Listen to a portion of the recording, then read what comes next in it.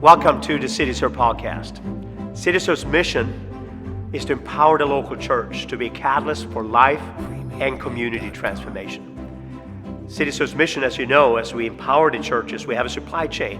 Many of the resources, goods in kind, and food, and any of the other resources, many of you have already taken advantage of. But also what we talk about, that maybe not as much, even though when you're onboarding, we talk about Isaiah 58. Lean into brokenness, and that template for us is those 10 initiatives. This podcast, and throughout this, we want to talk a lot about, unpack how those initiatives can help you, God's people, your church, to be involved. So it's my privilege here to introduce to you Kyle Johnson, Director of Compassion Initiatives.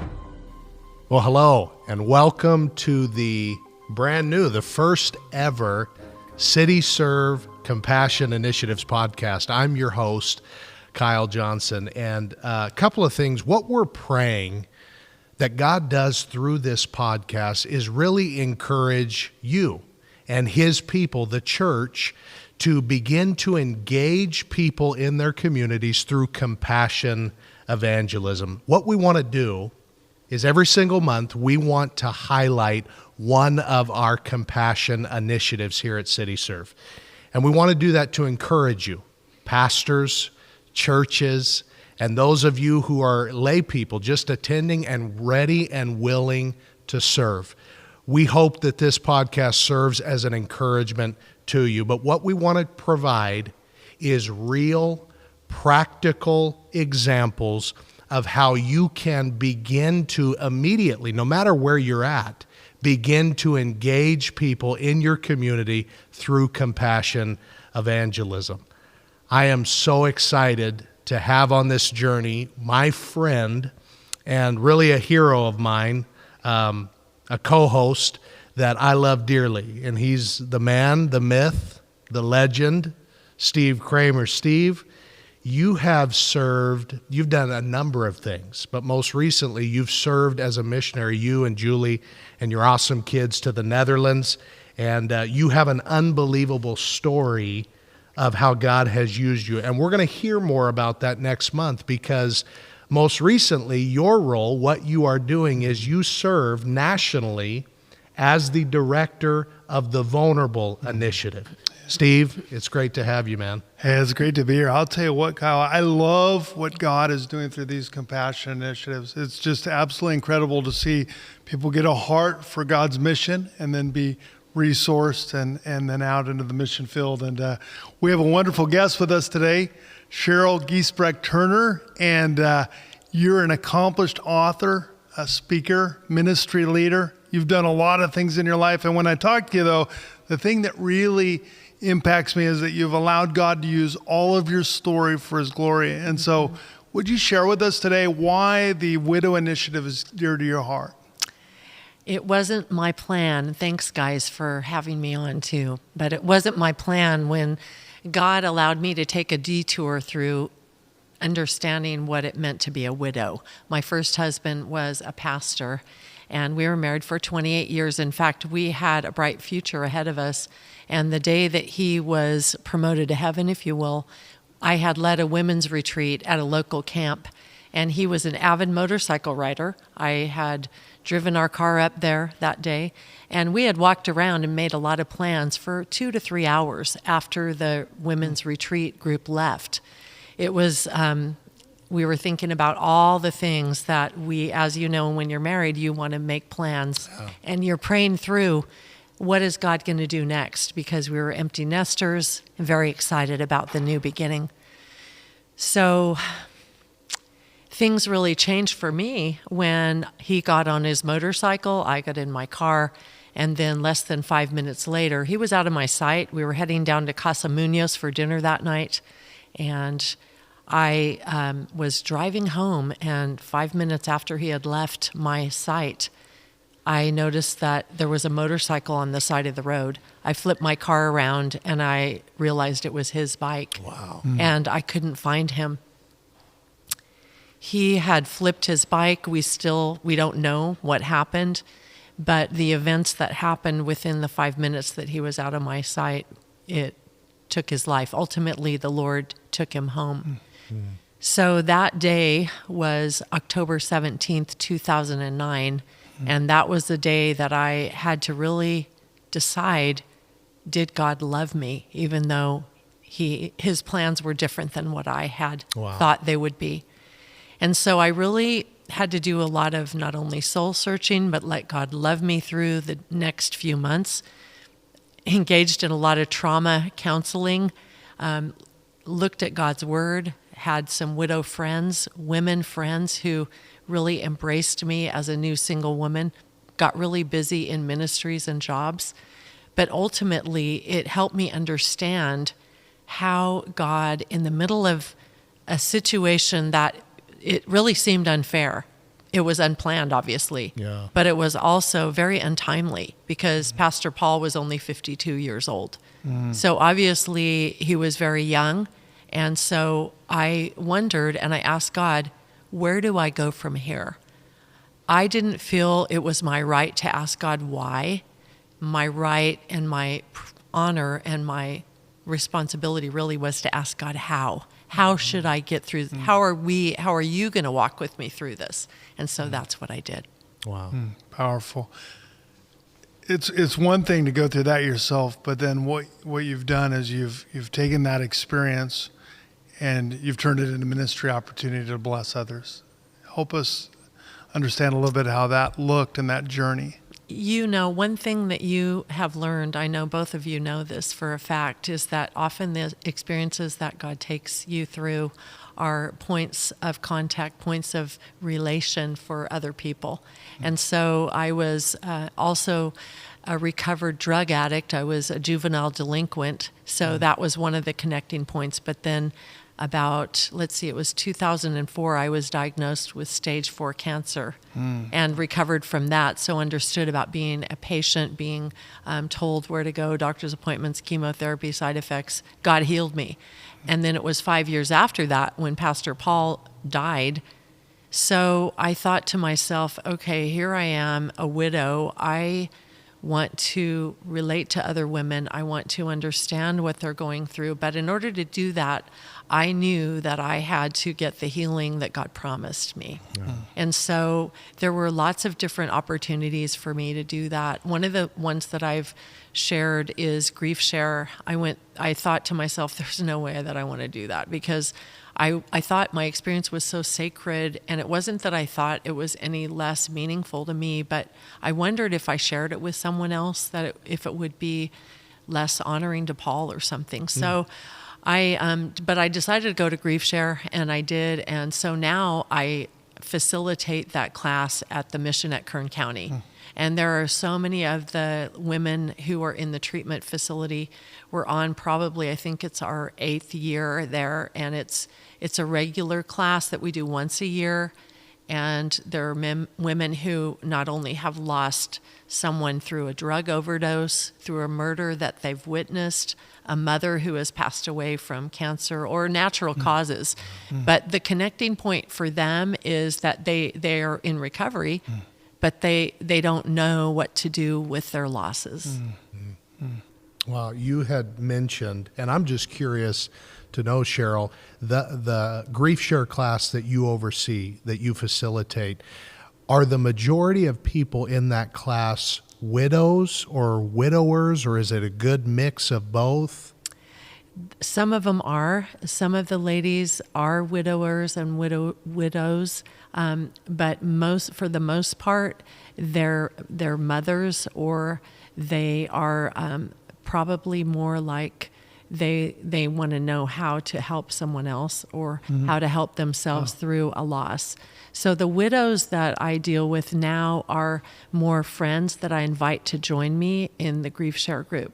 We have a group of women at Canyon Hills that I usually will visit a widow. In fact, there was different people that come to me. People send them to me. I'm one of the female counselors at Canyon Hills. So often Velma Smith will refer me someone that she knows is a widow. So in fact, I just met with someone yesterday who had been widowed 18 years ago, and she was still organizing her life after that. Wow. Yeah. And so one of the things about that is to be willing to pray and ask God, so what do I have that they need? And it's really what God has, but it's through the filter of my experiences that I can say to that widow and then some of the other ones that God has everything you need.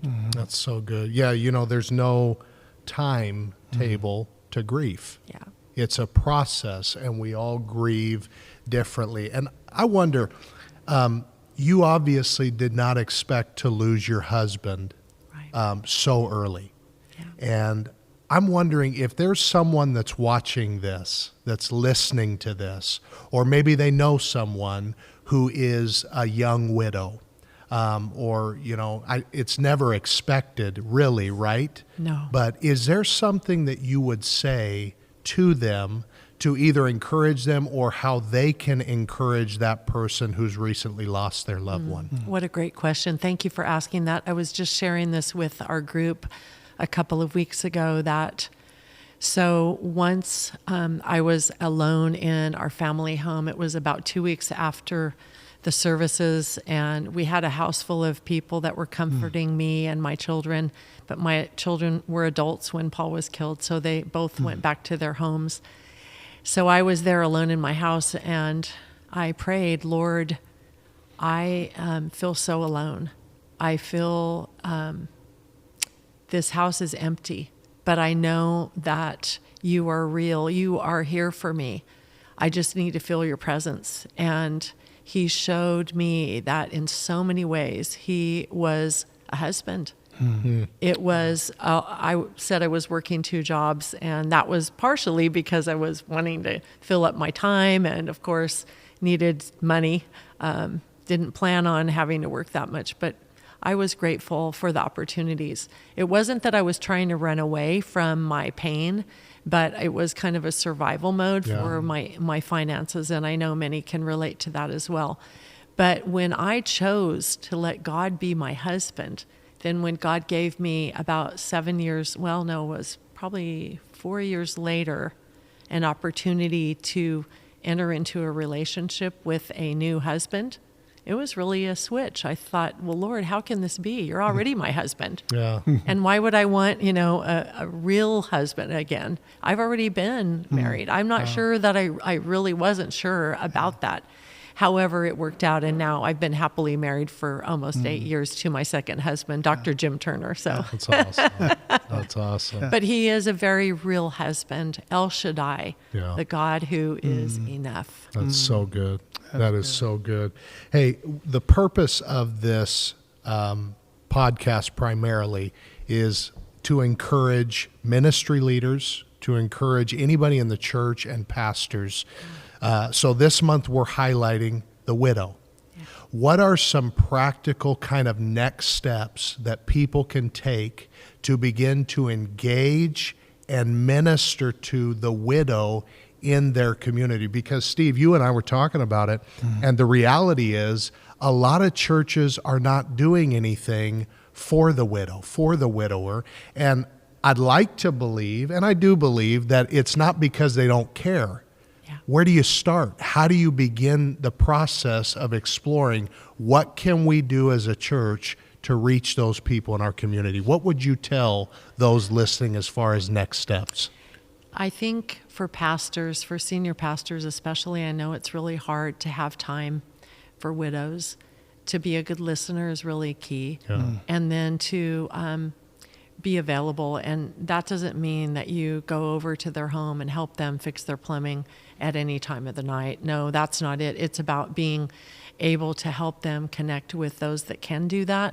But I think what a widow needs is to feel heard. And it's like when you feel so traumatized when you have a loss like a husband or a wife, you feel like nobody really understands. And even if that person even if that person doesn't understand, for them to listen. And so here, how counseling skills, I hear you say that, you really miss them. And not to try to rush them through it. That is something in our churches, I really feel it's a huge void. We don't teach people about grief. Grief is so common, in foreign countries. Both of you have traveled extensively. So when I've gone to Africa, grief is taught because the body stays in the home for up to 2 months after. The children come and they see, the grandfather or the grandmother, and it's a part of their life. So they understand, okay, grandma isn't with us anymore because their soul is in heaven with Jesus. And so it's explained, and it's a natural part of life. So I think if we could even take time to get proper training, offer more tools, and I'll share some of those in a few minutes. I think a real key thing for me, because of people that told me that they would be there for us, for me and my kids, even though my kids were adults, people that said that they would do something but didn't, I think follow through is a real important thing too. Yeah. So that number one, listen That's well, good. don't give advice.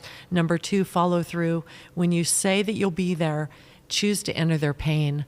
And some of that is not saying, oh, I wish you were through this, or it's been now a year, it's been 6 weeks, shouldn't you be farther along? It's our grief. We can grieve as long as we need to. Of course, if somebody's stuck in that, you want to encourage them to do something about it. And anyway, then number three, connect widows with other widows. And that is a real key thing that we do at Canyon Hills. We have widows groups.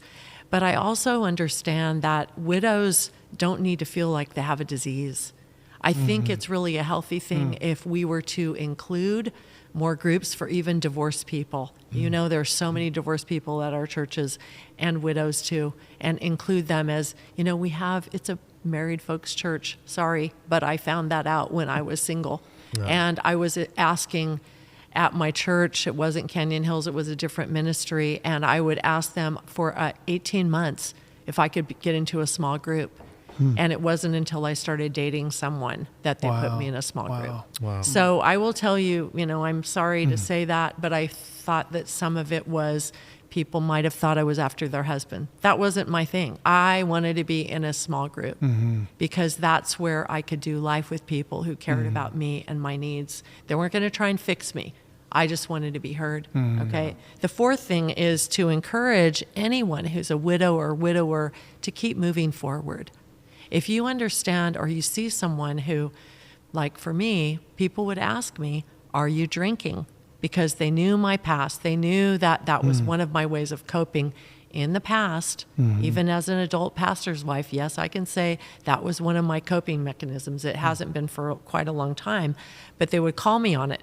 Keep people moving forward in their grief. Support systems are so important. Yeah. And whatever those look like, it's not about sitting there and saying, here's my story, do you think you can top it? No, it's about we believe that God has a plan for this, and not saying you're doing anything wrong, but we want you to experience the total freedom in Christ that he promises us. Amen. His abundant life is even for widows, even for widowers. That's good. In the midst of all of it, we can find the freedom and hope and the healing. You know, God says, I bind up broken hearts. I heal wounds. But if we don't bring our wounds to him, if we don't bring our grief and all of the disappointments, the life that we had planned that turned out differently, if we don't bring all that to God, he can't help us. Oh, that's good. We have to be honest. That's so good. You have real practical tools for any pastor that's watching. And Sheryl, I want to thank you so much for being our first guest of this podcast that we are kicking off. And again, the desire, the heart behind it is to put tools in the hands of pastors and leaders to begin effective compassion evangelism to the widow, to the orphan, the other initiatives that we will be highlighting in the coming months. So thank you so much for being here. We're going to share your info. Thank you. We're going to share your information because you have a website that would be a great asset and benefit to any pastor that's just wanting to begin that exploration process. Wonderful. What can we do to reach the widow? Because, Pastor, I can tell you, whether you're doing something or not, they are in your community. They are attending your church. And James chapter 1, it's pretty clear, isn't it? The pure, undefiled religion that's pleasing before God the Father is to minister to the orphan and to the widow. And so thank you for being here and sharing your knowledge, your experience with us. We are excited about this podcast, Steve. Yeah, it's going to be a great time. We're going to talk to you next month as we highlight the Vulnerable Initiative, and it's going to be so good. But I want to thank you for my co-host, Steve Kramer. I'm Kyle Johnson. We just want to thank you for tuning in to the Compassion Initiative podcast, and we hope to see you next month as we highlight the vulnerable. God bless you, and we'll see you soon.